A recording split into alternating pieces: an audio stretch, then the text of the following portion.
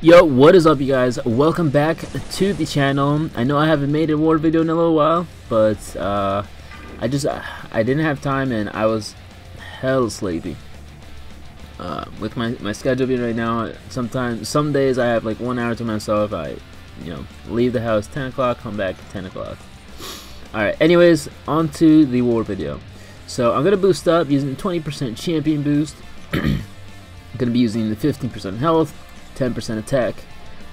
Just want to have a good amount of health and good amount of attack to finish off this fight. I was thinking it was going to be a Killmonger. I'm going to use a 200% tech power boost as well.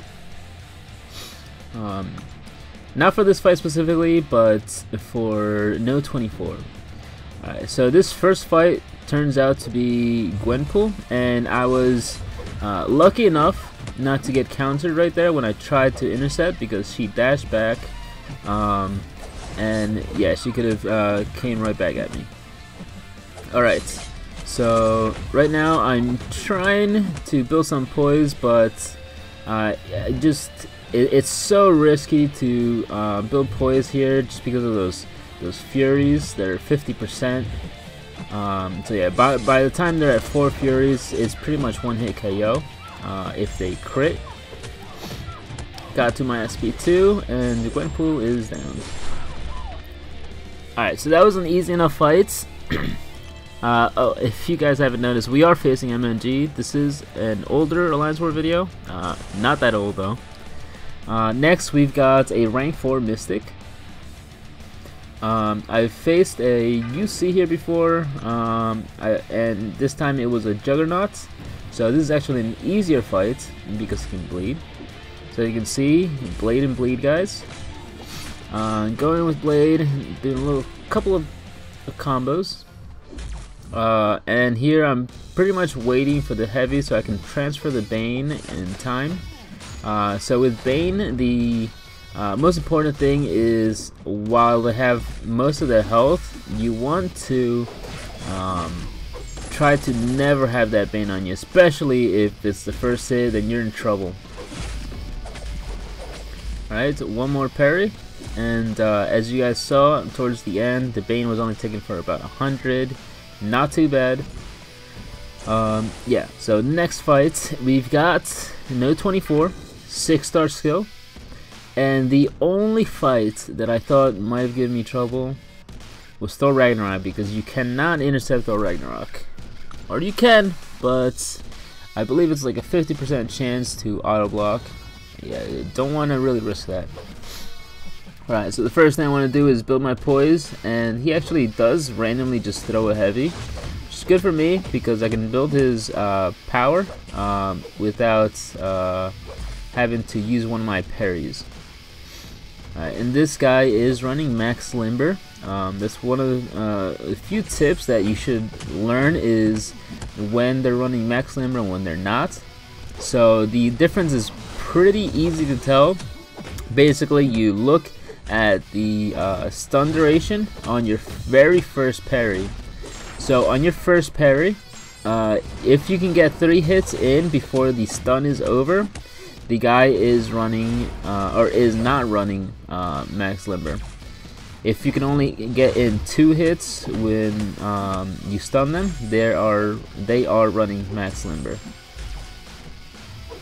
Alright, and so that's pretty important to learn because, for example, in this fight I only got like 2, maybe 1 parry where I could comfortably attack into them. So like as you saw towards the end, I wasn't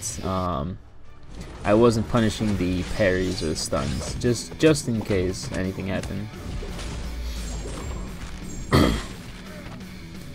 Alright. So Thor Ragnarok down. It took a little longer than I thought it was going to take, but it was a little bit of a different fight. Usually skill is either Agent Venom or Blade. On to the next fight though. We got a rank 5 Medusa going in with Void. The plan here is to get my SP1 in as fast as possible. Follow it up by using parry and then heavy attacks when she has 3 furies up. So there we go. We got a Fury. We got living strands up, so I'm pairing and doing heavies. So basically just waiting for the living strands to fall off. Now we gotta bait an SP2. Alright, those are SP2, which I don't know about you guys, but I feel like Medusa is more willing to throw her SP2 than her SP1, so many times I will try to push her to SP2 and then bait, just because I feel I have an easier time baiting SP2 than SP1, and in that case I lose a lot less room on the map. Alright, so I got my 6 debuffs up.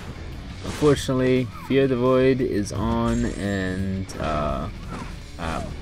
she has her 3 living strands, so I can't get in my other debuffs.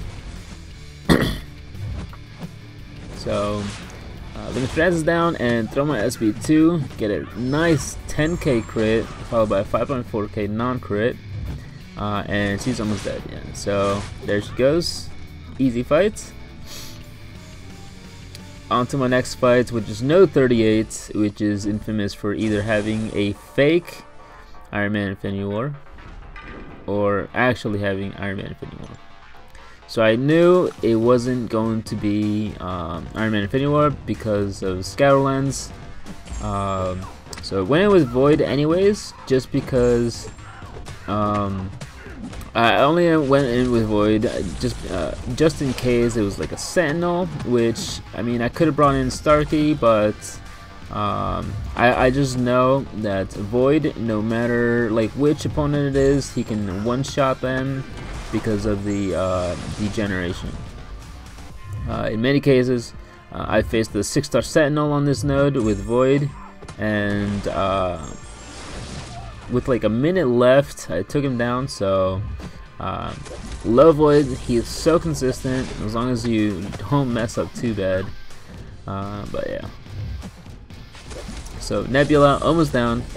I'm throwing my last SP1, and it's just degenerating. 433 per tick.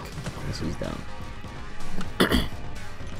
Alright, so one more fight on this lane 6 to 7 switch. We've got another tech. I was contemplating on going in with Stark, but then I thought, if this turns out to be a Green Goblin, I'm going to be in trouble. So, I mean, if it was a rank 5 Stark versus a Green Goblin, it wouldn't have been that big of a deal. But because my Stark is rank 4, I wouldn't be able to outdamage the healing that Green Goblin has, which I believe heals like 60% of the damage he takes when he has that, I believe it's the green looking buff. Alright, and I jump into this fight, and I drop my block trying to dash back, and I'm like, oh my god. So, like, that could have been so bad. I could have gotten, like, a bleed or two, on top of, he could have crit more, and I could have been almost dead. Alright, so the plan here is to bait SP1, just because SP2, it's not as comfortable evading it. I know how to evade it, it's just sometimes it can be difficult, and if you're off, you're going to get hit a lot. Alright, so I finally got my Petrify off. So just gotta kind of try to get as many debuffs as I can off. Alright, and I timed this a little bit poorly. I should have waited just a tad bit longer for Fear the Void to kick in. But now the Fear the Void is on, I am hitting pretty hard. You see 4k crit on the medium. It's pretty nice damage. On top of all the degen that he's taking, which is like 600, 700 per tick, which is pretty nice too. Alright, so the regen kicks in. I'm just gonna kind of wait for him to just degen. Alright, and finish him off with the Kamehameha. Alright, and now this is my last fight in this alliance war.